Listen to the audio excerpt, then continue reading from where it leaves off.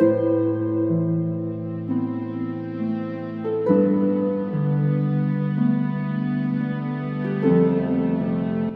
মধ্যে হাউমাউ করে কাঁদলেন লিওনেল মেসি। চোটের জন্য শেষ হয়ে গেল কোপা ফাইনাল, আর খেলতে পারলেন না তিনি। কাঁদতে কাঁদতে তাকে মাঠ ছাড়তে হলো।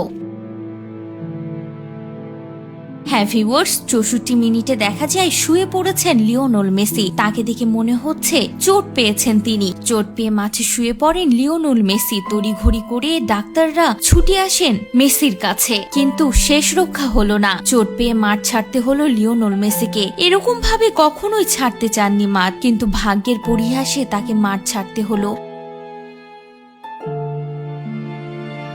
মাঠ ছাড়ার সময় কেঁদে ফেললেন। তার জায়গায় নামলেন নিকো গঞ্জালেজ। দেখা যায় চোটের জন্য মাঠ ছাড়ার পরে হাউমাউ করে কাঁদতে থাকেন লিওনেল মেসি। তাকে সান্ত্বনা দেওয়ার চেষ্টা করা হয়, কিন্তু মাঝপথে কোপার ফাইনাল থেকে উঠে যাওয়ার পর যন্ত্রণায় কাঁদতে থাকেন। যে দৃশ্যটা ফুটবল প্রেমীদের হৃদয় ভেঙে চুরমার করে দিল।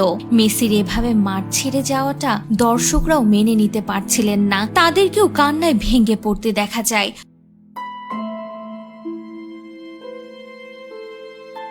তবে এই হৃদয় বিদারক দৃশ্য দেখে আর্জেন্টিনা ভক্তরা কান্নায় ভেঙে পড়েছেন।